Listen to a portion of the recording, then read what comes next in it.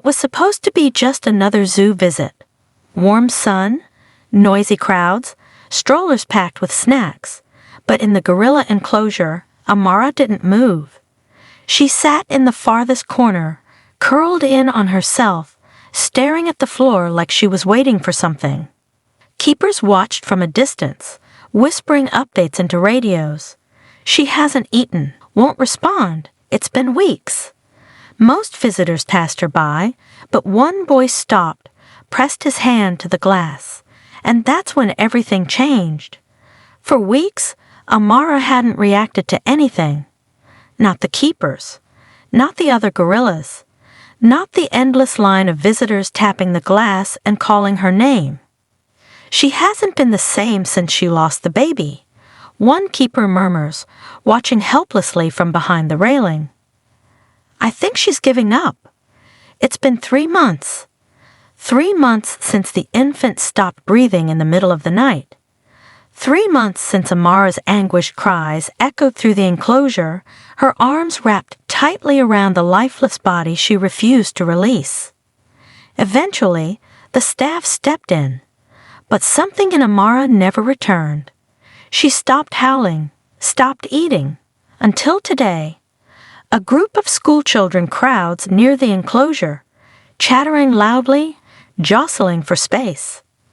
Most barely glance at Amara before moving on, disappointed by her stillness, except one. A small boy, maybe 7, drifts toward the glass. He doesn't yell or wave like the others. He just stops, quiet, calm, as if something is pulling him forward. His name is Milo. He presses his hand gently to the glass, and for the first time in weeks, Amara lifts her head. At first, it's barely a shift, a twitch in her fingers, a tilt of her massive skull. Then her gaze finds the boy. It's electric. Her eyes, once dull, lock onto his. She doesn't blink. Her nostrils flare slightly. Then, without a sound, she rises. One heavy step, then another. Slowly, deliberately, she crosses the enclosure. Parents gasp. A few step back. She hasn't moved toward the glass in over a month. Now she stands directly in front of it, towering. Her breath fogs the surface, and then she lifts her hand. Gently, purposefully.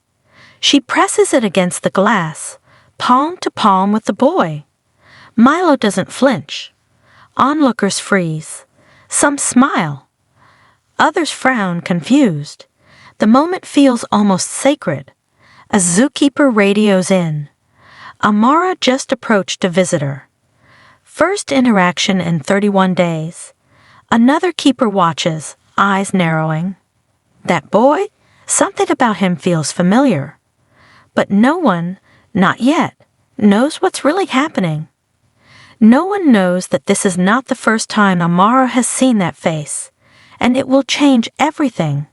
No one speaks. Amara's hand remains pressed against the glass, unmoving. Massive fingers splayed wide. On the other side, Milo mirrors her. His small palm flat against the foggy surface, his eyes locked on hers like they're sharing a secret no one else understands. The crowd has swelled. Phones are out. 100 little flashes light up the scene. But Amara doesn't care. She only sees the boy. Headkeeper Dana arrives at a brisk walk, her radio still crackling in her hand. She stops short when she sees the display. She's touching the glass. Hasn't happened since the baby died. Someone murmurs, "Not once." Dana steps closer. Her brow furrows. Something in Amara's posture. It's not just attention. It's recognition. Focused. Emotional. Almost human. Then Amara begins to move again. Her free hand rises slowly and begins gesturing. At first, it seems random. Fingers curling, uncurling. But Dana's breath catches in her throat. It's not random. It's signing. Rough, basic signs. ones used during Amara's early bonding sessions with staff and visitors during her pregnancy. The movements are stiff, unpracticed, but they're deliberate. She's trying to say something, Dana whispers, stepping toward the glass. The boy tilts his head slightly, curious. He doesn't seem afraid. If anything, he looks calmer now than before. His hand still hasn't moved. His mother, Helen, finally steps closer. "Milo," she says gently, "come on, sweetheart." But he doesn't move either. Dana turns, scanning the mother's face. "What did you say his name was?" "Helen Matthews," she replies, confused. "This is Milo." Dana freezes. A chill runs down her spine. "No, it can't be." "I'll be right back," she says quickly and rushes toward the staff office. Inside, she tears through old paperwork, archived files, program rosters, therapy logs. Years ago, Amara was part of a short-lived animal-assisted bonding program, one that allowed parents and young children to observe and interact with pregnant gorillas from safe, reinforced areas. The idea was to test emotional connectivity between species. She finds it. A logbook. Her eyes dart to one entry. Mother, Helen Matthews. Son, Milo Matthews. Weekly visits for 4 months. Discontinued after infant loss. Dana stares at the page. Her fingers tighten. Oh my God. She fumbles for a file of photos and finds one dated nearly 5 years ago. A tiny toddler in a red hoodie pressing his hand against the glass, Amara's pregnant form towering on the other side. It's Milo, younger, smaller, but undeniably him. Back at the enclosure, Amara has sat down in front of the boy, her hand still on the glass, her eyes locked on a child she hasn't seen in years. The crowd sees a beautiful moment. Dana now sees something else entirely. This isn't just curiosity, she whispers. She remembers him. And Milo, he still has no idea. Dana rushes back toward the enclosure, clutching the photo in her shaking hand. Her heart is pounding. The crowd is still gathered. Amara hasn't moved an inch from the glass. Milo remains seated on the floor, cross-legged now, as if this is the most natural place in the world. Dana kneels beside Milo's mother.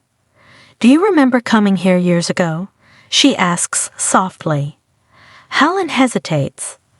Yes, when Milo was very little. I was in a tough spot back then, and someone suggested the zoo program. Something about bonding, emotional support. I didn't think it had any real impact, but he loved it. Dana shows her the photo. Helen gasps.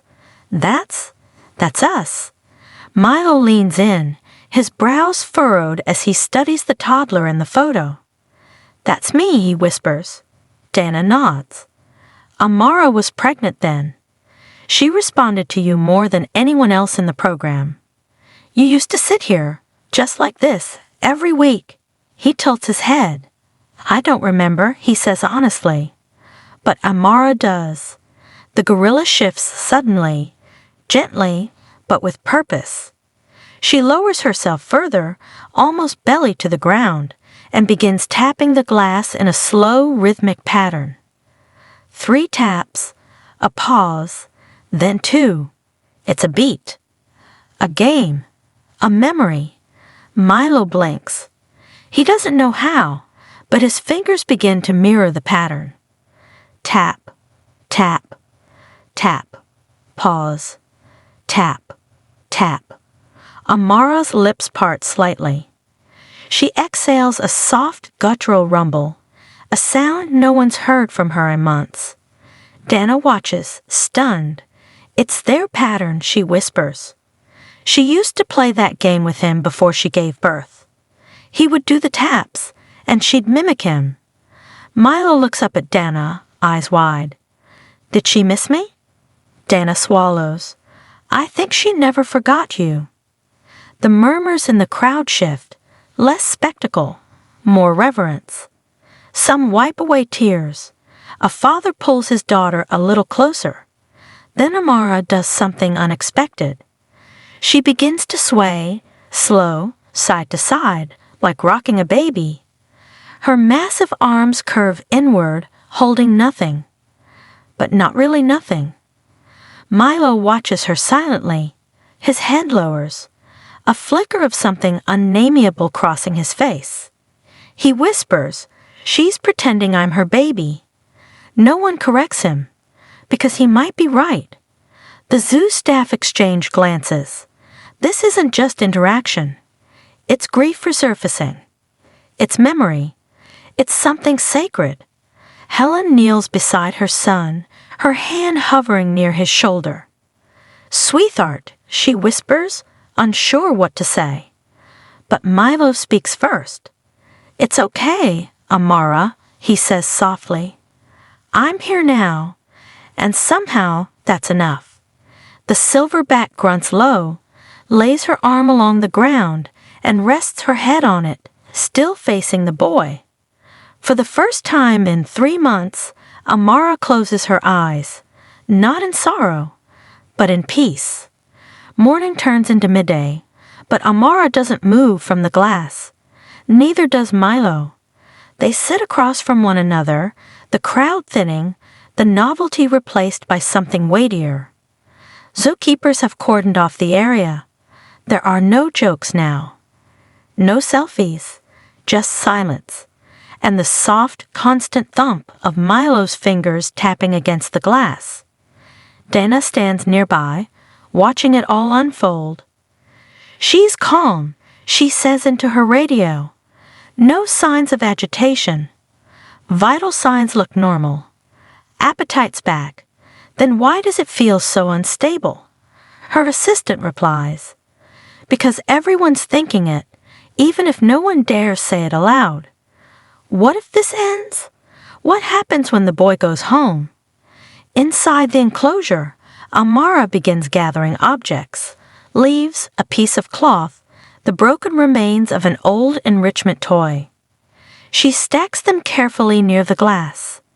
Dana recognizes the behavior immediately. "She's nesting," she mutters. "She's making a bed for him."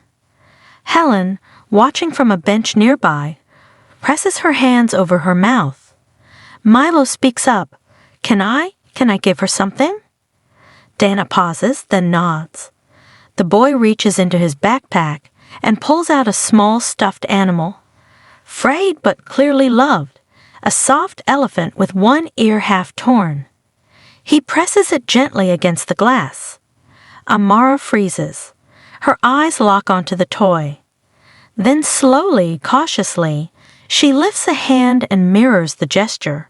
Palm against elephant, palm against glass.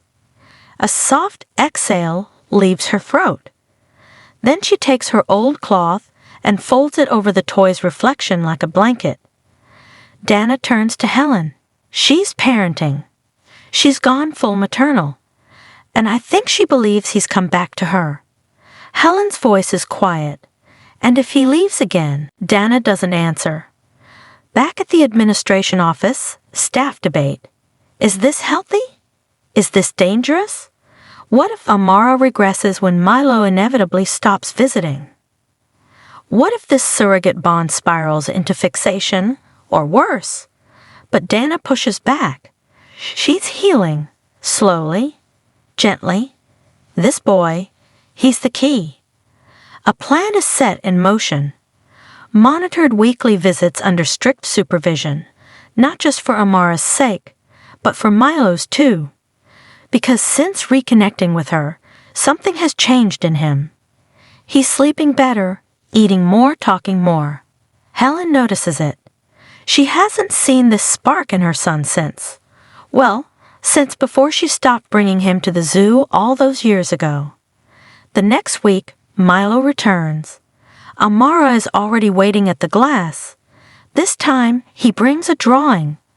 Amara cradling a baby gorilla and a boy standing beside her. When he holds it up, Amara grunts softly.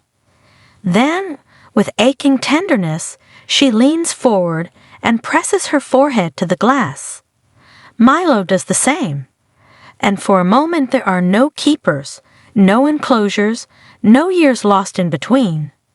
There is only recognition and love. The video goes viral within hours. A gorilla, a boy, a silent reunion after years apart. Millions watched the footage of Amara pressing her forehead to the glass, cradling a stuffed toy, rocking gently beside a child she hadn't seen in half a decade, but never forgot.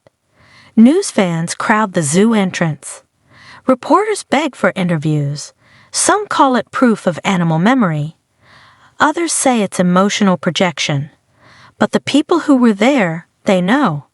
They saw something real. And inside her enclosure, Amara waits by the glass every day. Milo visits weekly now, accompanied by Zookeepers and his mother. Each time, Amara greets him with slow, deliberate movements.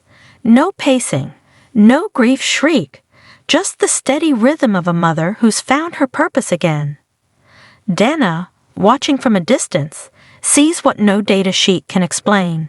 She's alive again. She tells the board at a special review meeting.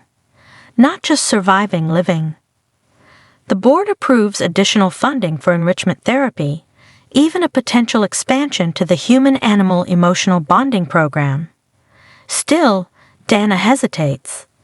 What happens if Milo stops coming? That question looms over her like a storm. But then, unexpected news.